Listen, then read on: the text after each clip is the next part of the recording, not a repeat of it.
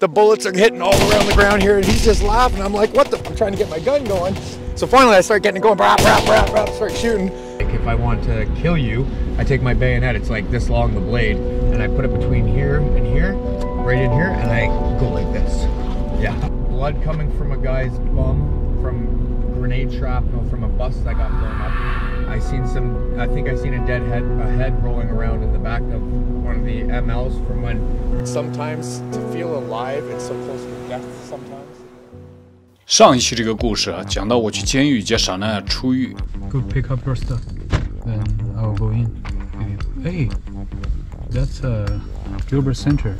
很巧的是，我在监狱的等待区呢，遇到了我的一个朋友，他的名字就是 Ryan。他的旁边呢，坐着专门帮黑帮家族打刑事官司的律师 Steven。And very interesting. Do you want to talk about how we met this time? See right now, yeah. Ryan 这次犯下的这个罪呢，并不轻，但是他只在监狱里服刑5天，就被这个黑帮家族保释了出来。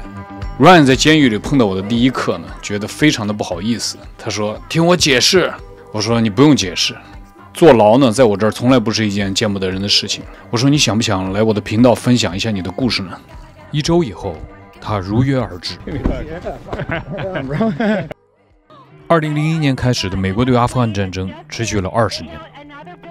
当年有无数的热血青年奔赴战场，超过5万人战死，而我们今天的主人公 Ryan 就是其中一名战士。阿富汗服役期间有过27次战斗经历，最终他活着回来了。而我遇到他的时候，竟是在加拿大监狱。这时候他已经加入了黑帮，而这个世界第3大的摩托黑帮组织，最初也是由2战退伍兵建立的。我们在山间找了一个空地，搭了一个火炉，我们就坐在火炉边，听他娓娓道来他的人生故事。You joined military what year? 2006, because of Afghanistan and stuff too. Yeah. Right? So I'm in. I jump in. I start my career. I do my battle school up in Meaford, do all the training, and within a year, I'm off to Afghanistan in 2008, 2009. 2008. How do you feel the first minute you went to Afghanistan? Afghanistan, yeah. I was scared, but I was ready. I was in the C6 detachment, which is the general purpose machine gun. It's the big one that you can't shoulder. You got to throw it down and pop it. Every platoon has one. Okay. So in a platoon consists of like 30 to 40 guys and one machine gunner. The captain who was with us on the ground, he showed me on the aerial view, because he can see all the drones and call in all the fire. He's like, check this out, and he shows me my gun, and he sees 3 Taliban, and he sees them. He says they get cut like puppets.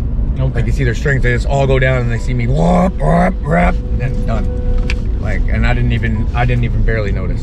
But in the scope, you can see actually people there. Right?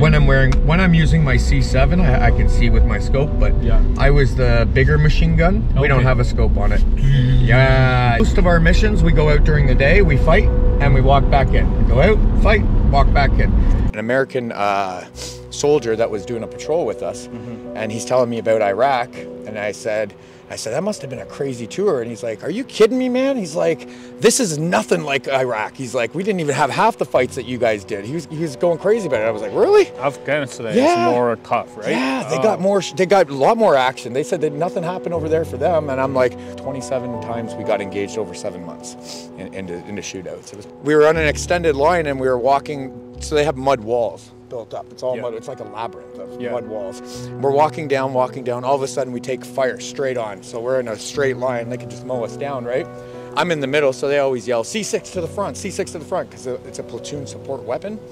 So I run to the front. We get down, I lay down. The bullets are hitting all around the ground here, and he's just laughing. I'm like, what the? I'm trying to get my gun going. We call a smoke mission, and artillery comes in, drops a smoke grenade, and so they can't see us, and we get up and take off. But that was the scariest because the bullets were just, I could see them, and I couldn't get the gun going. Actually, the bipod fell at the first time, right? So guys start dying, blowing up, getting shot. Yeah, so we lose a total, in my platoon, I think 4 guys to IEDs.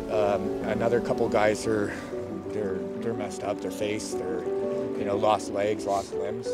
Remember the first guys that got blown up that I seen, they were American.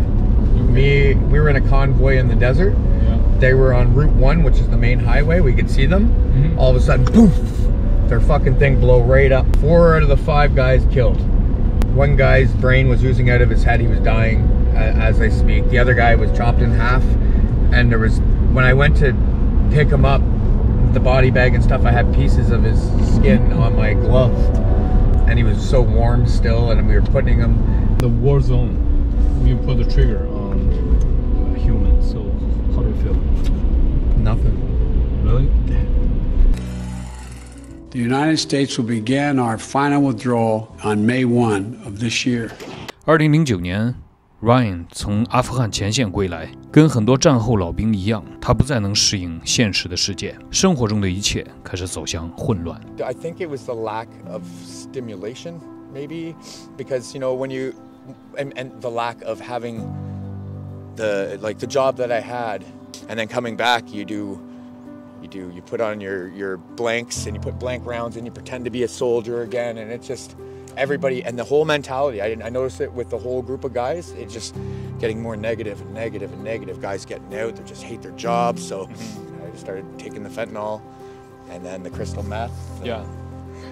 To feel alive, it's so close to death sometimes, What I did in the military, I'd never been in trouble in the military in 10 years. Never. Not miss work, not be late. I was a good worker. But over time, I started to realize something different about what I was fighting for. Yeah. When you go to Afghanistan and you're training with a bunch of guys and building the camaraderie, what you're doing is you're building a brotherhood. Yeah. Now I know the government, but basically I'm making money for the government. They don't care about the people. Yeah. I don't think they do. They say they do. It's all. Nah. Yeah. The government is just a bigger mafia or bully to the world. They are. They take what they want. They do what they want. They change the laws. They make the laws. Fuck you. If I'm going to do good, I'm going to do good on my own terms or with the people that I choose to be around, not the fucking idiots. Excuse my language. Not a negative person, but honest person. Yeah. 911恐怖袭击后，持续了20年的战争，在2001年草草收场，总死亡人数近94万，间接死亡人数达到380万。而过去20年，美军为这场战争每天的花费为3亿美金，20年时间参加这场反恐战争的总士兵人数达到了77万5千人。对于这场战争的结束，73%的士兵感觉到被背叛，而同样感到背叛的 Ryan， 在正式退伍后加入了世界第3大的摩托黑帮组织 Outlaw， 成员遍布世界27个国家。除了对于国家的失望，还有什么背后的故事呢？一个战争英雄为什么会走向这样一条道路？ I don't know my real father. To tell you the truth, my mom, this is what she tells me. It's she said she was the victim of 5 guys being, assaulted. Okay. So I have a stepfather who raised me, treated me like a dog. I wasn't allowed on the couch, but he could lounge. Dad smacked me right off my chair one time. He would back me up in a corner, screaming so loud at me, and spit going on my face, and then grab me by my head, like this, and lift me up and put me against the wall and scream, scream, scream. My mom also tried to have me killed twice. Yeah, she crazy. You don't want to hear your mom the way that I heard my mom suffer. Yeah. And so I go downstairs and I couldn't recognize the one side of my mom's face because Jackie took a beer bottle, smacked her in the head with it. So I grabbed her, but I was only young. And I put her over and I held her by the sink, but then I guess the cops were called and she was arrested. Jackie was she was arrested, and my mom take it out on me, and she goes into the bedroom and starts calling my sister who's in Florida and asking her to grab his gun to come and kill me. How do you feel at that moment? Betrayed. Thought I was saving my mom, especially the way she was crying. Yeah. Died, and I ran, and I never came back. I went to I hitchhiked to a drug dealer's place where I used to steal at Kmart and Zeller's every day. I'd walk in with stuff and give him so that it was my rent. Okay. But then I got in more trouble. I ended up with 16 charges. No lawyer, so immediately 11 months. So it was open custody. I served my time. I had some bad people in there. Like it's like a foster program. It's kids there, right? And so we lived among them. 10-year-old was, playing with, touching the kids, touching his siblings, his younger siblings that were in diapers. So I brought it up to the grandmother because they were away on vacation or something, and she was looking after us. And I told her that, and she said, "You just wait till Pete and Sherry get back. You're going to be in so much trouble for saying this." And I'm like, "Saying what?" I'm like, "I'm just telling you what I see, right?" Yeah. Oh no! So I got so scared at that age that I ran away from it because open custody. No jail. I got scared, so I said, "Screw this! I'm out of here." So I hitchhiked to Lindsay for the weekend, and I have fun with my friends, and then I turn myself in, and then I go to Brookside because I turned 16. Secure custody, 2 weeks for running away. We always learn lessons, but we don't think we're going to learn them the way that we do, right? And I always stayed the same, knowing that this guy's a bad man, but that's not how I want to be. So he taught me, how to not treat people. So I stayed out of trouble from 16, and when I was 22, I applied to the Army at 18 because I want to protect people. I've always wanted to protect people, right? You see people bullying people all the time. Yeah. And it's the bigger guys, the guys that have the corporate, even everybody, right? They're all over the place. And I just try to be fair with everybody, man. Ryan 童年的生命中从来没有一个正面的男性形象能够让他仰望。他经历过成年后的一切，最终还是投向了黑帮。A lot of my inspiration comes from my chosen family, not my blood family, but my chosen family. I meet some really good men in my life, finally, in the last couple of years. Role model, right? Yes. I don't call them elders, I call them wise men, my wisers. They're wiser than me, and they teach me good stuff. Yeah. Actually, this jacket comes from one of them. Yeah, I know. There's a lot of talented people with good hearts that you never judge a book by its cover. Yeah. Just because society looks at people and says, "Oh, he drives a motorcycle," or "He does this," that doesn't mean they're bad. You know what? If anything, they're more real and more good than the other men that are just trying to follow like everybody else and, scared to look on and scared to be them, be themselves, right? Yeah. That's what it's about. Freeing your mind. Yeah. And like I was going back to another wise man said to me, don't ever let them take your smile away. Never let anybody take your smile away, man. Because people are always trying to take your smile away. Don't let them. Yeah. Always smile. Don't fuck. 我们这个频道呢，会一直从历史的宏大叙事背景之下，讲述一个个小人物光怪陆离的人生故事。如果你也喜欢这类的人物访谈故事，记得订阅这个频道。我们下一期见。But how can you make sure those kind of kids or old women couldn't shoot you? They already there are too many of us when we walk in. Oh, we see them.